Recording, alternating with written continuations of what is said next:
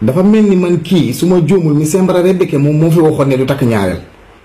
coow lee ngi mel ni tulleeg màlle ci mim réew ginnaaw ba kii di Baye Ndiaye rakk ci Aziz Ndiaye borom huile j'adore takkee kii di Betty bu Poté Marichou ni ki tey ci dimanche bile yemook le 28 juillet 2024 boobaak léegi ku ci nekk di ci wax tey ji ma fas yéene see ñëw indi leen ay analyse yu wóor mbokki internet yu Marabout TV Sénégal nuyu naa leen gërëm naa leen di leen wax abonné leen laal cloche notification ndax mboolem vidéo bu ñu dugal ngeen mën see jot ci lu gaaw bu leen fàtte di aimer vidéo bi ndax mooy may seen bi doole mbokk yi coow li ñoo ko gisandoo boobaak léegi ñu bëri ñu ngi wax ginnaaw ba kii di Baye Ndiaye yëkkatee ay kaddu waxoon ko soxnaam sile ne ko yaay aawoo yaay ñaareel yaay ñetteel yaay ñeenteel te tëj nga doo am beneen wujju tey ñi xëy mu takkal ko wujju nag surtout wujju bi nga xamante ne daanaka ñu bëri lañ ko doon bàyyi xel ndax Betty nekk na jëmm joo xam ne dafa bëri feem nekkoon ci série Poté Marichou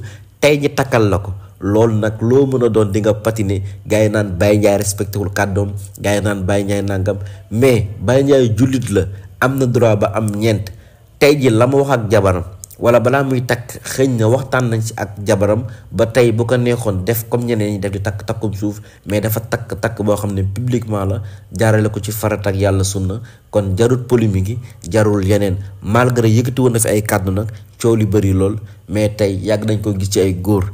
daan naa dégg nag ci naan waxi góor jarul doon sa doom waaye tey ji laa koy doon a gëm ndax xëy un bon jour